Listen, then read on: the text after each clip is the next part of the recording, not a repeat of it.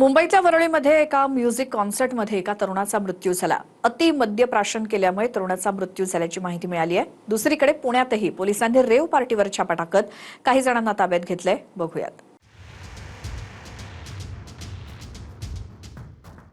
मुंबईतल्या वरळीत live music concert दरम्यान एका तरुणाचा मृत्यू झाला. गोरेगावच्या नेस्को सेंटरमधल्या म्युझिक कॉन्सर्टमध्ये एप्रिल महिन्यात 2 तरुणांचा मृत्यू झाला होता.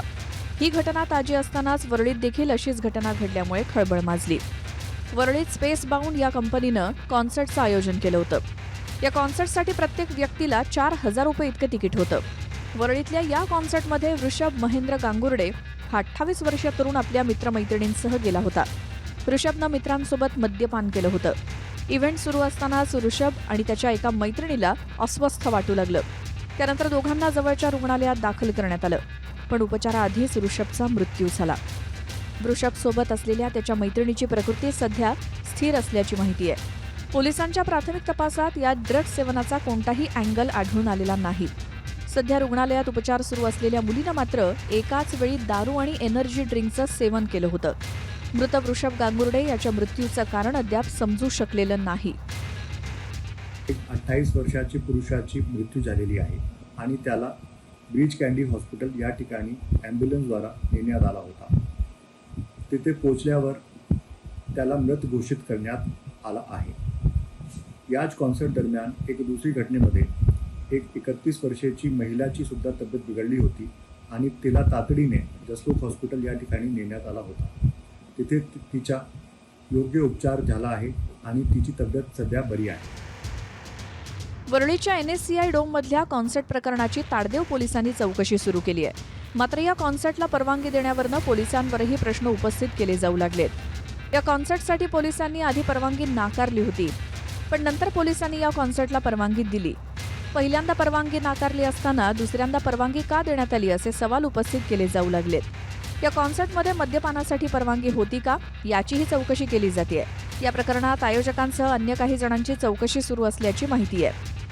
मैं रात को निकला, वो टाइम पे यहाँ पे बहुत सारी भीड़ जैसे हम बोलते हैं ना, जब छूटता है, लेकिन उस टाइम पे जो लोगों का मानसिक स्थिति, जो उनकी फिजिकल पोजीशन, जो ड्रिंक की वजह से, ड्रग की वजह से जो हो रही है, वो सबसे पहले ये युवा पीढ़ी खराब हो रही है. इसके ऊपर आपको मैनेजमेंट को दोषी ठहराना पड़ेगा, क्योंकि मैनेजमेंट के द्वारा ये परमिशन दी गई है. पुलिस भी इस प्रोग्राम को परमिशन देती है. पुलिस पूरी जो भी प्रोग्राम को मैनेज देती है. यहाँ पे पुलिस का उस टाइम पे कोई प्रोटेक्शन होता नहीं है. अंदर कोई भी ड्रग या अंदर कोई भी लिकर अगर आप अलाउ करते हो तो उसका परमिशन किधर है? वो परमिशन नहीं है तो पुलिस वालों ने क्यों नहीं रोका?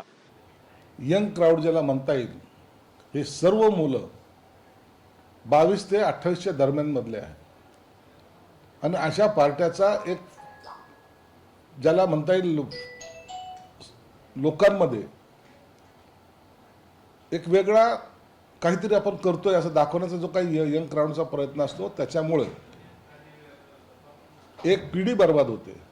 म्हणून पोलिसांनी यांच्यावर धडक कारवाई सुद्धा केली पाहिजे आणि या जे चालवत आहेत, हे रेव पाट्या जे चालवत आहेत ना, त्यांच्यावर मोका लावला पाहिजे, तरच हे ठिकाणावर येतील. सध्या राज्यामध्ये आणि देशामध्ये नो टॉलरन्स फॉर ड्रग्ज अशी मोहीम चाललेली आहे. मोठ्या प्रमाणात इंटेलिजन्स गॅदर करून त्या इंटेलिजन्सच्या आधारावर कारवाया चाललेल्या आहेत आणि कुठल्याही परिस्थितीमध्ये हे जे ड्रग्सचं जाळं आहे त्याची पाळंमुळं खणून काढणं हा प्रयत्न चाललेला आहे. वेगवेगळे युनिट्स त्याच्यामध्ये काम करत आहेत आणि मला असं वाटतं की रोज कुठे ना कुठे आता ही कारवाई चाललेली आहे. पुढचे काही दिवस सातत्याने कारवाई आम्ही करतच राहणार. पोलीस चौकशी करतायत आणि जे कोणी दोषी असतील त्यांच्यावर कारवाई होईल, कडक कारवाई होईल. गोरेगावचं देखील आपण पाहिलं की अगदी पाळामुळं खोदण्यापर्यंत, अगदी शेवटच्या आरोपीपर्यंत पोहोचण्याचं काम पोलिसांनी करतायत. दुसरीकडे पुण्यातही पोलिसांनी रेव पार्टीवर छापा टाकत तरुण-तरुणींना ताब्यात घेतलं. पुण्यातील आळंदी मरकळ रस्त्यावरील बंगल्यात रेव पार्टी सुरू असल्याची टीप पोलिसांना मिळाली होती. त्यानंतर पुणे पोलिसांच्या टीमनं इथे छापा टाकला. जिंकलेल्या तरुण-तरुणींसह अनेक जणांना ताब्यात घेण्यात आलं. नशेसाठी वापरण्यात आलेले पदार्थही जप्त करण्यात आले. या रेव पार्टीत 60 ते 70 तरुण-तरुणी असल्याची माहिती पोलिसांनी दिली. या रेव पार्टीला प्रोजेक्ट एक्स असं नाव देण्यात आलं होतं. मध्यरात्रीपर्यंत तरुण तरुणींचा धांगडधिंगा सुरू होता. इथे अशा पद्धतीच्या कारवाईच्या दरम्यान परिस्थिती होती की 100हून अधिक मुलं मुली आणि इथले सगळे ऑर्गनायझर्स या ठिकाणी होते. त्याच्यामध्ये काही इसम हे वयवर्ष 21च्या आतले असण्याची संभावना वाटते. आम्ही त्याची तपासणी करून घेत आहोत. त्याच पद्धतीने जे मोठ्या प्रमाणात लिकर इथं सापडलेलं आहे, लाखांमध्ये त्याची किंमत आहे. तंबाखूजन्य पदार्थ यामध्ये सापडलेले आहेत आणि NDPSची स्मॉल क्वांटिटी देखील या ठिकाणी मिळालेली आहे. त्यामुळे या सगळ्या कलमांतर्गत आणि कायद्यांतर्गत पोलिसांचा तपास सुरू आहे. एप्रिल महिन्यात गोरेगावच्या नेस्को सेंटरमधल्या म्युझिक कॉन्सर्टमध्ये 2 तरुणांचा मृत्यू झाला होता.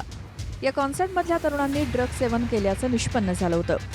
त्यानंतर 2च महिन्यात मुंबईमध्ये दुसऱ्या एका कॉन्सर्टमध्ये तरुणाचा बळी गेलाय. पुण्यातही रेव पार्टीवर पोलिसांनी छापा मारला. त्यामुळे अशा पार्ट्यांवर नियंत्रण आणणं हे पोलिसांसमोरचं आव्हान आहे. पुण्याहून सुनील ठिगळे आणि योगेश बोरसेसह कृष्णा सोनारवाडकर, TV9 मराठी, मुंबई.